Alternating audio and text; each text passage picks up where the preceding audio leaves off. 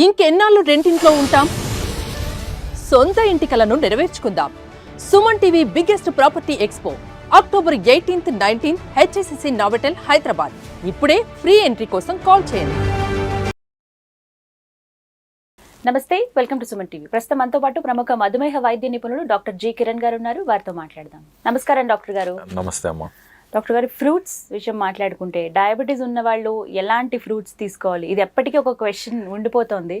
కొన్ని టెంప్టింగ్గా ఉంటాయి, seasonal fruits ఉంటాయి. సో అవి తినొచ్చా తినకూడదా, ఏ ఫ్రూట్స్ తీసుకుంటే మంచిది, అండ్ ఇప్పుడు వస్తున్న ఫ్రూట్స్ చాలా వరకు అవి ఎంతవరకు సేఫ్, ప్రత్యేకించి డయాబెటీస్ ఉన్న వాళ్ళకి? జనరల్గా ఇది వెరీ కామన్ క్వశ్చన్ అండి. డయాబెటీస్ ఉన్న వాళ్ళకైనా, లేని వాళ్ళకైనా, పిల్లలకైనా, ఇప్పుడు గర్భంగా ఉన్న వాళ్ళకైనా సరే, అదేవిధంగా వృద్ధాప్యంలో ఉన్న పెద్దవాళ్ళకైనా సరే.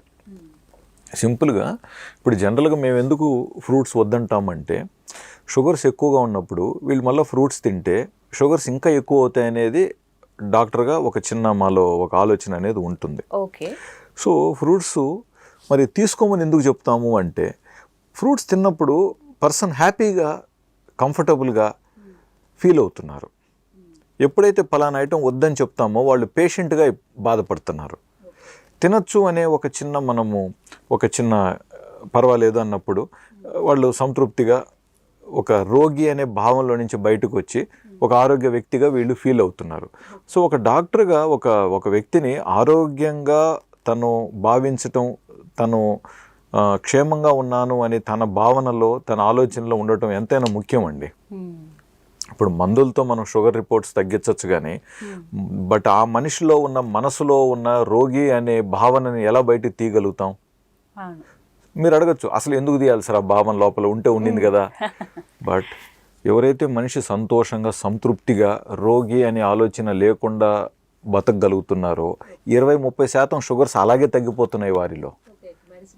మెడిసిన్స్ ఒకవేళ నేను పెంచుంటే డోసులు గతంలో, ఈరోజు మళ్ళీ తగ్గించాల్సిన అవసరం ఖచ్చితంగా వస్తుంది కూడా. సో కాబట్టి that is one of the reason. కొంతమంది ముఖ్యంగా పెద్ద వయసులో వారు, డాక్టర్ గారు సీజన్ వస్తుంది, మామిడిపండు ఒక 2 పీసెస్ తినచ్చా అంటే, ఏం పర్వాలేదు తల్లి మీరు తినండి అని ఎందుకు అంటామంటే, అది one of the main reason. But ఆ మాట మనం పేషెంట్గా పర్మిషన్ ఇచ్చేటప్పుడు బ్యాక్గ్రౌండ్లో అసలు వాళ్ళ షుగర్స్ కంట్రోల్లో ఎంతవరకు ఉన్నాయి అనేది కూడా మనం చూసుకుంటామండి. అంతేకాకుండా ఇప్పుడు నా పాత పేషెంట్ అనుకోండి, ఇప్పుడు ఒక 5 ఏళ్ళు 10 ఏళ్ళుగా నా దగ్గరికి రెగ్యులర్గా చూపిస్తూ ఉన్నట్లయితే సిస్టంలో కూడా ఫీడ్ అయిపోయి ఉంటాయి. ఇతని షుగర్స్ ఇప్పుడు ఏ నెలలో పెరిగాయి, ఏ సంవత్సరంలో పెరిగాయి, ఎన్ని సందర్భాలలో షుగర్ పెరిగాయి అనేది మనకు కొన్నిసార్లు గ్రాఫిక్ రూపంలో వచ్చేస్తూ ఉంటుంది. ప్లస్ పేషెంట్ ఏదన్నా గతంలో షుగర్ పెరిగినప్పుడు పలానా కారణం అయిండొచ్చు అని చెప్పుంటారు, అడుగుతాం కదా ఎందుకండి పెరిగినాయి అంటే, ఏదో ఒక రీజన్ చెప్పుంటారు. ఆ రీజన్స్ కూడా మెన్షన్ చేసుకుంటాం. సో ఇప్పుడు ప్రతిసారి పలానా టైంలో వీళ్ళకి షుగర్స్ పెరుగుంటే అది రిపీట్ అవుతుంది కదా ప్రాసెస్. సో దాన్ని బట్టి కొన్నిసార్లు ఇవి వద్దు అని కూడా చెప్తాం, వద్దని కూడా మనం చెప్తాం, అవాయిడ్ చేయమంటాం.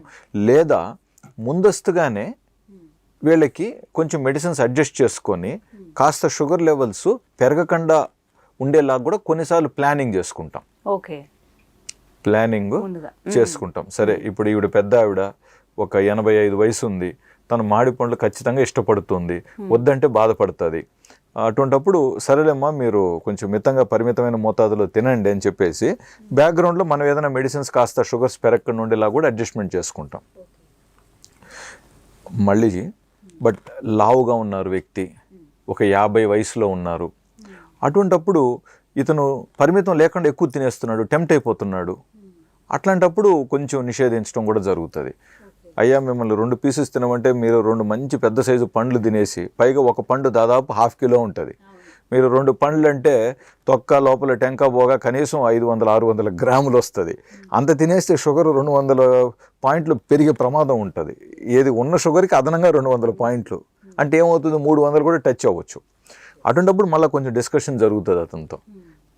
సార్ ఇప్పుడు మనం కూడా ఏదో ఫార్మాలిటీకి మీరు తినచ్చు అని చెప్తాం కానీ మీరు దాన్ని భోజనంలాగా చేసేస్తే ఎట్లా సార్ అని చెప్పి ఎక్స్ప్లెయిన్ చేసి, చూడండి మీరు పోయిన సంవత్సరం కూడా ఈ మే జూన్ నెలలో మీ షుగర్స్ కూడా పెరిగాయి, HbA1c కూడా పెరిగింది, కాబట్టి ఈసారి సీజన్లో దయచేసి మీరు పోయినసారిలాగా అలాగ వెచ్చలవిడిగా అన్నిటినీ తినేయకుండా ద్వారగా మాగిన కాయ మాత్రం తీసుకోండి. కొంచెం పచ్చి, కొంచెం పొలుపు, లైట్గా మాగిన కాయ. ప్లస్ అలాంటి కాయ ఎలాగో వాళ్ళు ఎక్కువగా తినరు, 2-3 పీసెస్తో లిమిట్ చేసుకుంటారు. ఈ విధంగా కొంచెం మనం రెగ్యులేట్ చేయాల్సింది కూడా ఉంటుందండి. ఇప్పుడు ఎలాగైతే రింగ్ రోడ్లో బండి బాబును వెళ్ళొచ్చని చెప్తాం, but at the same time 100 లోపే వెళ్ళు, పరిమితం, ఇలా లిమిటేషన్స్ పెట్టుకుంటాం. ఇక ఫ్రూట్స్ విషయానికే వచ్చేద్దాం సార్. ఏ ఫ్రూట్స్ బెస్ట్ అంటారు మీరు? తీసుకోవచ్చు డైలీ తీసుకోదగిన ఫ్రూట్ ఏది? ఒక డయాబెటీస్ పేషెంట్ డైలీ అసలు ఫ్రూట్స్ తీసుకోవాలని తీసుకోవాలంటే ఏ ఫ్రూట్ కంపల్సరీ ఇప్పుడు మనం ఎప్పుడు కూడా ఒక ఆన్సర్ చెప్పేటప్పుడు అండి, ఒక 30-40 ఇయర్స్ ఏజ్ గ్రూపు, 40, 50, 55, 60 లోపు ఒక ఏజ్ గ్రూపు, 65, 75, 80 దాటిన వాళ్ళు ఒక ఏజ్ గ్రూప్, ఒక 3 గ్రూప్స్గా మనం తీసుకొని మాట్లాడతామండి. ఇప్పుడు ముఖ్యంగా ఈ 60 ఏజ్ దాటిన వాళ్ళల్లో అందులో 70, 80 దాటిన వాళ్ళు కూడా చాలా మంది ఉంటారు. కొంతమందిలో మలబద్ధకం అనేది ఉంటుందండి. కాబట్టి వీళ్ళకి పలానా ఫ్రూట్స్ ఇలా తింటేనే వాళ్ళకి మోషన్ కొంచెం ఫ్రీగా ఉంటుంది. ఇప్పుడు అలా ఫ్రీగా లేదనుకోండి, వీళ్ళు బలంగా మొక్కటం వల్ల వీళ్ళకి భవిష్యత్తులో పైల్స్ కానీ, ఫిషర్స్ కానీ, ఇతర సమస్యలు వచ్చే ప్రమాదాలు కూడా ఉంటాయి. కాబట్టి అది కూడా మనం పరిగణలోకి తీసుకోవాలి. ఇప్పుడు ఒక గ్రామంలో ఉన్న వ్యక్తి కొంచెం పాతకాలపు మనిషి అనుకుందాం. ఇప్పుడు ఉదయాన్నే తను ఒక చెమ్ము తీసుకొని ఊరు బయట 1.5 కిలోమీటర్ నడిచిపోయి తను చూసుకొని వచ్చారనుకోండి, ఆటోమేటిక్గా అంత దూరం నడుచుకొని పోయే లోపు ఆయనకు బాగా ఫ్రీగా అయిపోతుంది.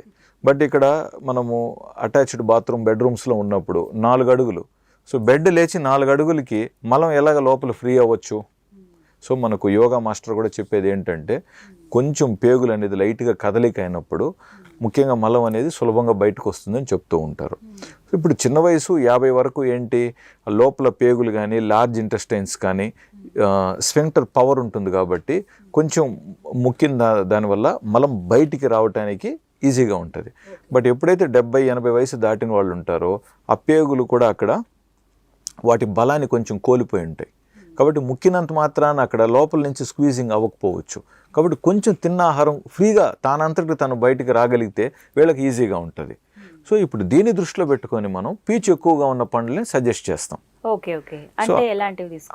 ఇప్పుడు జామకాయ తినచ్చు అంటాం, బట్ అగైన్ జామకాయలు గింజలు ఉంటాయి కదా సార్, మేము నవ్వులుకోలేమని కొంతమంది కంప్లైంట్ చేస్తారు. సో అక్కడ మళ్ళీ నెక్స్ట్ ఆల్టర్నేటివ్ ఏంటని చూస్తాం. వాటర్ మెలన్ తీసుకోండి అని చెప్తాం. బొప్పాయి చాలా మంచిది, పళ్ళు లేకపోయినా సరే మెత్తగా నవ్వలొచ్చు అంటాం పెద్దవాళ్ళకి. దోరగా మాగిన బొప్పాయి కూడా చాలా మంచిది. ఇంకా నెక్స్ట్ మనకి ఈజీగా దొరికే దాంట్లో దానిమ్మ గింజలు. సో మీరు నవలగలిగి హ్యాపీగా తినగలుగుతానంటే దానిమ్మ గింజలు చాలా మంచివి. ప్లస్ కొంతమంది సార్ మేము కివీ ఫ్రూట్ తినచ్చా, స్ట్రాబెర్రీ ఫ్రూట్స్ తినచ్చా, డ్రాగన్ ఫ్రూట్స్ తినచ్చా అంటారు. మీరు సులభంగా వాటిని కొనుక్కొని హ్యాపీగా తినగలుగుతానంటే నాకేమీ అభ్యంతరం లేదు. బట్ అలాగని చెప్పి ఇప్పుడు మామూలు ఫ్రూటే ఇవాళ రేపు ఎంత ప్రైజింగ్ వచ్చినాయో మీకు తెలుసు. ఇవి స్పెషల్ ఫ్రూట్స్ చెప్పినప్పుడు ఇంకా డాక్టర్ గారు చెప్పారు కదా అని చెప్పి వీళ్ళు మరి అప్పు చేసి మీ కొన్నారనుకోండి, మనకు కొంచెం బాధ వేస్తుంది. కాబట్టి అవేం ప్రత్యేకంగా తిన్నంత మాత్రాన షుగర్స్ ఏమీ పడిపోవు. సో బట్ ఒకవేళ అందుబాటులో ఉండి వెచ్చించగలిగితే తీసుకో, మీరు సౌకర్యంగా హ్యాపీగా కొనుక్కుంటాను సరదాగా అనుకుంటే దాంట్లో అభ్యంతరం ఏమి లేదు. బట్ ఇవి తింటేనే మంచిదని నేను అన్నాను, ఎందుకంటే అది కొంతమందికి తప్పుడు సమాచారం అందిస్తుంది అనేది నా భావన. సార్ ఇప్పుడు మరి స్ట్రాబెర్రీస్లో విటమిన్ సి ఉంటుంది, కొంచెం అవి బాగుంటాయి కదా. అవును, మనకు మన ఫ్రూట్స్లో కూడా అన్నిట్లో ఉన్నాయి కదా విటమిన్ సి, మన వాటిల్లో లేవని ఎక్కడ చెప్పాం మనం? సిట్రస్ ఫ్రూట్ అన్నిట్లో దొరుకుతాయి మనకి. సో అదేవిధంగా ఇప్పుడు డ్రాగన్ ఫ్రూట్ అంటే ఏంటి, అది క్వాంటిటీ ఎక్కువ ఉంటుంది, తీపి కూడా తక్కువ ఉంటుంది, నవలటానికి కూడా కొంచెం క్రిస్పీగా అనిపిస్తుంది కాబట్టి దాన్ని ప్రిఫర్ చేస్తున్నారు. దానికి ఒకవేళ కంపేర్ చేయాలనుకుంటే బొప్పాయి కూడా మనం క్వాంటిటీ కూడా ఎక్కువ తీసుకోవచ్చు కదా. సో అట్లా మనం కొన్ని ఆల్టర్నేటివ్స్ చూసుకుందామండి, అదొక పాయింట్. నెక్స్ట్ ముఖ్యంగా చాలా మంది పెద్దవాళ్ళు అడిగేది అరటిపండు తినొచ్చు అని అడుగుతూ ఉంటారు, బనానాకు వచ్చే తల్లికే. సో కాబట్టి మనం బనానా వద్దు అన్నాం అనుకోండి కొంచెం బాధపడతారు. పైగా వాళ్ళు ఏంటంటే ఒక సౌకర్యానికి అలవాటు అయిపోయి ఉంటారండి పెద్దవారి వయసులో, ఇది తినాలి. చాలా మందికి ఏంటంటే భోజనం చేసిన తర్వాత మన మొదటి నుంచి మనకు వస్తున్న బంతి భోజనం ఆచారం అయితే అరటిపండు కంపల్సరీ భోజనంలోనే పెట్టేస్తూ ఉంటారు సార్. సో పెరుగన్నం తిన్నామంటే దాంతోపాటు ఒక ఫ్రూట్ కంపల్సరీ తినాలి అన్న ఒక ఆలోచన పడిపోయింది. సో అలాంటి వాళ్ళకి ఏం సజెస్ట్ చేస్తారు మీరు? సో అక్కడ కొంచెం మనం ఆలోచించాలి, ఎందుకంటే అంత మనము ఫుడ్ తిన్న తర్వాత మళ్ళీ ఒక ఫ్రూట్ తింటే గ్లైసెమిక్ ఇండెక్స్ కొంచెం ఇబ్బంది అయ్యి షుగర్స్ పెరుగుతాయి. కాబట్టి ఫ్రూట్స్ కూడా మనం కొంచెం టైమింగ్ గ్యాప్ పెట్టుకోవటం, లేదా మార్నింగ్ తినొచ్చా ఈవినింగ్ తినొచ్చా అనేది మనం చూసుకొని, అవసరమైతే వాళ్ళ డాక్టర్ని కూడా కనుక్కొని వాళ్ళ పర్మిషన్ కూడా తీసుకోవటం మంచిది. సో బనానా ముఖ్యంగా పెద్దవాళ్ళకి, మలబద్ధకం ఉన్న వాళ్ళకి, నేను కొంచెం అట్లీస్ట్ వీక్లీ ఒక 2-3 టైమ్స్ అన్నా పర్వాలేదులేండి తీసుకోవచ్చు, డైలీ కాకపోయినా. ఇప్పుడు డైలీ 2 తింటానంటే కుదరదు. కొంతమందికి డైలీ 1 తిన్నా కూడా లైట్గా షుగర్స్ ఫ్లక్చుయేట్ అవ్వచ్చు. అలాంటి వాళ్ళకి ఆల్టర్నేట్ డే అని వీక్లీ 2 టైమ్స్ అలా చెప్పామనుకోండి, హ్యాపీగా ఫీల్ అవుతారు. ఇలాగ మనము కొన్ని వీళ్ళకు చెప్పుకుంటూ. సో అంటే మీరు చెప్పిన వాటిలో ఏంటంటే సార్ మ్యాక్సిమం అన్ని ఫ్రూట్స్ తినండి, బట్ లిమిట్ అనేది ఖచ్చితంగా ఉంది. లిమిట్ చూసుకోండి, మీ షుగర్ లెవెల్స్ని కూడా చూసుకోండి. మీరు ఆల్రెడీ హై షుగర్ పేషెంట్ అనుకోండి, ఇవి తింటే ఇంకా హై అవుతుంది. ఫస్ట్ ఆ హై షుగర్స్ని మంచిగా కంట్రోల్ చేసుకోండి. సో ఆ తర్వాత మీ షుగర్స్ ఫాస్టింగ్లో 100, తిన్న తర్వాత 150, ఒక 10-20 పాయింట్లు అటు ఇటు. మీ HbA1c ఒక 7 లోపు ఉందనుకోండి, సో కొంచెం ఫ్రూట్స్ తినడానికి మీకు కూడా కొంచెం కంఫర్టబుల్గా ఫీల్ అవుతారు. ఇక్కడ చూసుకోవాల్సింది మళ్ళీ బరువు ఎక్కువగా ఉన్న మనిషి, బరువు నార్మల్గా ఉన్న మనిషి, లేదా బరువు తక్కువలో ఉన్న మనిషి. బరువు తక్కువగా ఉన్న మనిషికి అయితే మనం కొంచెం ప్రోత్సహిస్తాము. నార్మల్ బరువులో ఉన్న మనిషి అయితే యావరేజ్గా పర్వాలేదు అంటాం. బట్ బరువు ఎక్కువగా ఉన్న మనిషికి అయితే ఖచ్చితంగా మనం ఫ్రూట్స్ క్వాంటిటీ కొన్ని తగ్గించి వెజిటబుల్ సలాడ్ రూపంలో ఎక్కువగా ఎంకరేజ్ చేస్తాం.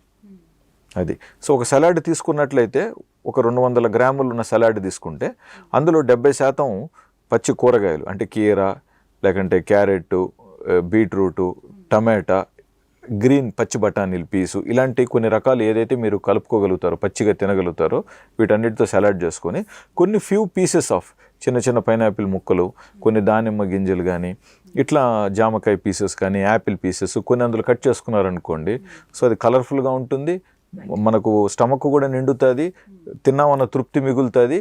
నాకు మీ షుగర్ పెరగకుండా ఉంటే అదే సంతోషం. ఎస్, అట్ లాస్ట్ అంటే అల్టిమేట్గా కావాల్సింది అదే లాస్ట్కి. రైట్ డాక్టర్ గారు, థ్యాంక్ యూ సో మచ్.